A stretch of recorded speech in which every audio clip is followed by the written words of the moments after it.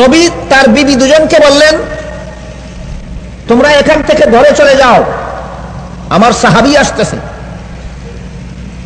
নবীর বিবি দুজন বলেন, আল্লাহর রাসূল ইনি তো অন্ধ সাহাবী, আব্দুল্লাহ ইবনে উম্মে মাকতুম রাদিয়াল্লাহু তাআলা, চক্ষুষ্মান সাহাবী না অন্ধ সাহাবী? অন্ধ সাহাবী। নবীর বিবি দুজন বলেন, ওগো আল্লাহর রাসূল ইনি তো অন্ধ সাহাবী, ইনি আসলে আমরা চলে যাব কেন? ইনি তো আমাদের দেখবেন না। প্রতিবাদে আল্লাহ রাসূল বলেন, জবাবে আল্লাহ রাসূল বলেন, ইনি অন্ধ সাহাবী হলে তোমরা তো অন্ধ নও, তার জন্য তোমাদেরকে দেখা যেমন নিষিদ্ধ, তোমাদের জন্য তো তাকে দেখা নিষিদ্ধ।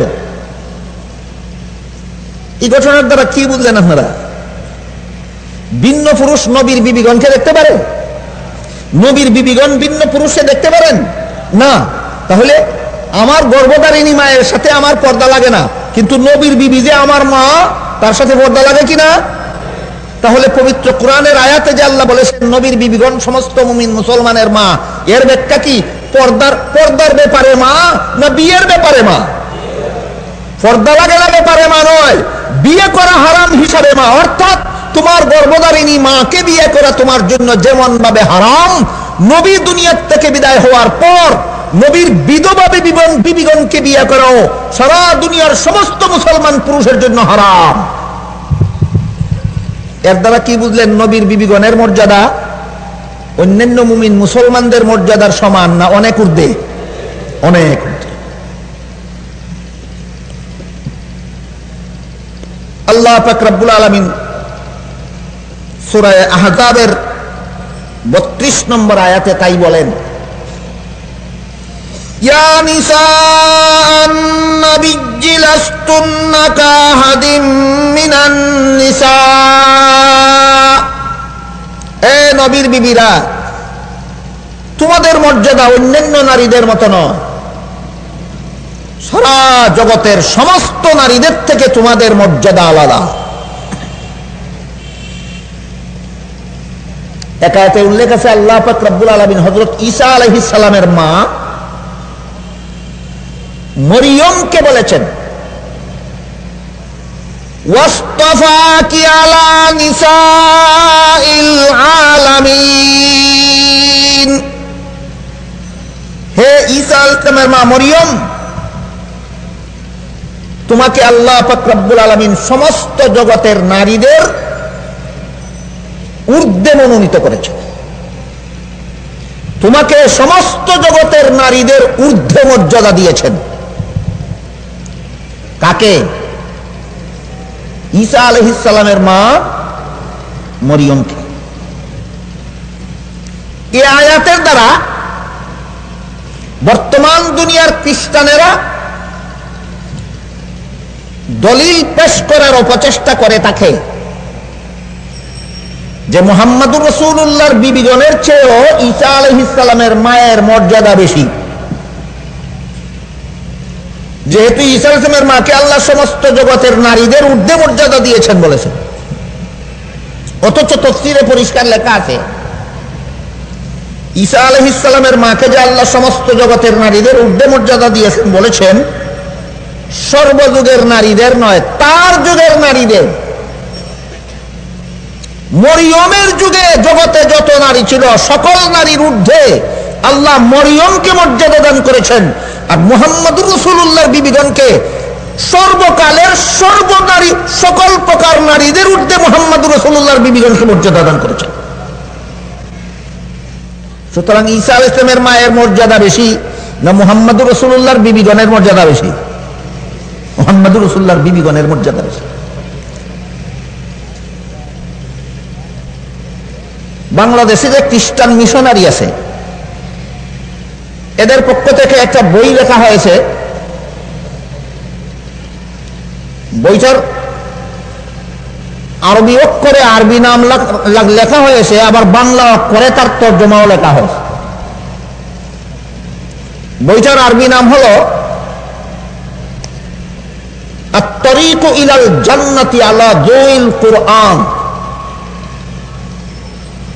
বাংলা অর্থ লেখা আছে বাংলায়, কুরআনের আলোকে জান্নাতে যাওয়ার পথ। নামটা দেখলে কোনো মুসলমান মনে করবে বইটা খ্রিস্টানদের লেখা। কি নাম বইয়ের? কুরআনের আলোকে জান্নাতে যাওয়ার পথ। এই বইয়ের মধ্যে হযরত ঈসা আলাইহিস সালাম সম্পর্কে, ঈসা আলাইহিস সালামের মা মরিয়ম সম্পর্কে কোরআনে যে সমস্ত আয়াত আছে, এই আয়াতগুলিকে ধারাবাহিকভাবে উল্লেখ করে অপব্যাখ্যা করেছে। অপব্যাখ্যার মাধ্যমে সাব্যস্ত করেছে ঈসা আলাইহিস সালামের মা সর্বযুগের, সারা দুনিয়ার সর্বযুগের সকল নারীর চেয়ে বেশি মর্যাদার অধিকারী, এবং হযরত ঈসা আলাইহিস সালামের মতবাদ কিয়ামত পর্যন্তের জন্য বলবৎ। ঈসা আলাইহিস সালামের মতবাদ বলতে কি বোঝায়? সেই কুরআনের আলোকে জান্নাতে যাওয়ার পথ বইয়ে খ্রিস্টানেরা লিখেছে ঈসা আলাইহিস সালামের মতবাদ আল্লাহ পাক রব্বুল আলামিন আদম আলাইহিস সালাম থেকে নিয়ে, হযরত আদম আলাইহিস সালাম থেকে নিয়ে ঈসা আলাইহিস সালামের পূর্ব পর্যন্ত যত নবী রাসূল দুনিয়াতে পাঠিয়েছেন মানুষের সন্তান হিসেবে জন্ম দিয়া, মানুষ পিতার ঔরসে জন্ম দিয়া যত নবী রাসূল পাঠাইছেন, সমস্ত নবী রাসূল পাপিষ্ঠ। এই কুরআনের আলোকে জান্নাতে যাওয়ার পথ বইয়ে লেখে খ্রিস্টানেরা। ঈসা আলাইহিস সালামের পূর্ব পর্যন্ত আদম আলাইহিস সালাম থেকে নিয়ে আল্লাহ যত নবী রাসূল পাঠিয়েছেন দুনিয়াতে, সমস্ত নবী রাসূলগণ জন্মগত পাপিষ্ঠ, জন্মগত পাপিষ্ঠ। এবার বুঝলেন কিনা পরিষ্কার ভাবে? নবীগণকে গুনাহগার মনে করা মুসলমানি আকীদা না খ্রিস্টানি আকীদা? খ্রিস্টানি আকীদা। মুসলমানদের বিশুদ্ধ আকীদা হলো সমস্ত নবী রাসূলগণ আজীবন নিষ্পাপ। কতদিনের নিষ্পাপ? আজীবন। কোন নবী জিন্দেগিতে কোনদিন একটি গুনাহ করেন নাই। কোন নবী জিন্দেগিতে কোনদিন একটা গুনাহ করেন নাই। এটা হলো মুসলমানদের বিশুদ্ধ আকীদা। পক্ষান্তরে খ্রিস্টানদের আকীদা কি? সমস্ত নবীগণ জন্মগত পাপিষ্ঠ। লেখে সমস্ত নবীগণের প্রথম নবী আদম প্রথম নম্বরের পাপিষ্ঠ। কোন বইয়ে? কুরআনের আলোকে জান্নাতে যাওয়ার পথ নেই। এজন্য আল্লাহ পাক রব্বুল আলামিন মানুষ যেহেতু জন্মগত পাপিষ্ঠ, মানুষের বংশে যে নবী জন্মগ্রহণ করে সেই নবীও মানুষের বংশে জন্মগ্রহণ করার কারণে নবীও হয় জন্মগত পাপিষ্ঠ। সুতরাং এক পাপিষ্ঠ অন্য পাপিষ্ঠকে পাপ থেকে বারণ করার পক্ষে কোনো যুক্তি নাই। নবী নিজেই পাপিষ্ঠ, উম্মতকে আবার পাপ থেকে বারণ করবে কিভাবে? তাই আল্লাহ পাক রব্বুল আলামিন এবার সিদ্ধান্ত নিলেন আর মানুষের সন্তান নবী নয়, এবার খোদার সন্তানকে নবী বানাবেন। আল্লাহর এই সিদ্ধান্ত মোতাবেক হযরত ঈসা আলাইহিস সালামকে কোন মানুষের ঔরসে জন্ম না দিয়া আল্লাহ পাক রব্বুল আলামিন নিজের ঔরসে জন্ম দিয়েছেন। এই একজন মাত্র নবী নিষ্পাপ, তা মানুষের ঘরে জন্মগ্রহণ না করে স্বয়ং আল্লাহর ঘরে জন্মগ্রহণ করার কারণে সমস্ত নবী রাসূলগণের মধ্যে একজন নবী হওয়া গেল নিষ্পাপ। তাও মানুষের ঘরে জন্ম হওয়ার কারণে না স্বয়ং আল্লাহর ঘরে? তাদের আকীদা মতে, তাদের বিশ্বাস মতে ঈসা নবী নিষ্পাপ হলেন মানুষের বংশে জন্ম হওয়ার কারণে না আল্লাহর বংশে জন্ম হওয়ার কারণে? তাদের আকীদা নাকি এটা আমাদের আকীদা? তাদের আকীদা মতে ঈসা নবী নিষ্পাপ হলেন কিভাবে? মানুষের সন্তান হওয়ার কারণে না আল্লাহর সন্তান হওয়ার কারণে? বলেন না, আল্লাহর সন্তান হওয়ার কারণে। বলেন মানুষকে পাপ থেকে বারণ করার উপায় নাই। মানুষ জন্মগত পাপিষ্ঠ, সুতরাং পাপ থেকে বারণ করা যাবে না, শুধু পাপ মোচনের ব্যবস্থা করা দরকার। তাই আল্লাহর কাছে দরখাস্ত করলেন, হে আল্লাহ, তুমি নিজেই তো জানো মানুষের গোষ্ঠীটাই জন্মগত পাপিষ্ঠ, সুতরাং এদেরকে পাপ মুক্ত করার তো কোনো ব্যবস্থাই নাই। আমাকে যেহেতু দয়া করে তুমি নিজে জন্ম দিয়েছ, সুতরাং আমার উম্মতের মধ্যে কিয়ামত পর্যন্ত যারা আমাকে তোমার সন্তান বিশ্বাস করবে, এদের জীবনের সকল পাপ একটা উসিলায় মাফ করে দাও। সেই উসিলাটা হলো আমি যন্ত্রণাদায়ক মৃত্যুকে বরণ করে নেব শুলিতে ঝুলন্ত অবস্থায়। হে আল্লাহ, তোমার পুত্র হয়ে আমি শুলিতে ঝুলে যন্ত্রণাদায়ক মৃত্যুকে আমি বরণ করে নিলাম। এই মৃত্যু যন্ত্রণার বিনিময়ে কিয়ামত পর্যন্ত আমাকে যারা তোমার পুত্র বিশ্বাস করবে, এদের জীবনে যত অপরাধ করবে সমস্ত অপরাধ অগ্রিম মাফ করে দাও। এই সবগুলি কথা কোরআনের আলোকে জান্নাতে যাওয়ার পথ বইয়ে লেখা আছে।